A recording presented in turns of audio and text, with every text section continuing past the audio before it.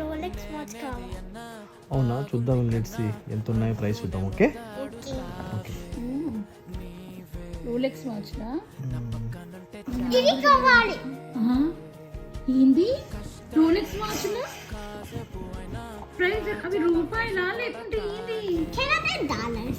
డాలర్లా? Yeah. ఆ? You can buy 3. Rolex watch లో ఎక్కువ ప్రైస్ ఉంటాయని తెలుసు కానీ మరి ఇంత ప్రైజా? Yeah. ఏంది $70,000 వాచ్? Yeah. ఒరే కార్ వస్తుందిరా, मैं खा करा. కార్ వస్తుంది ఆ ప్రైస్ కి.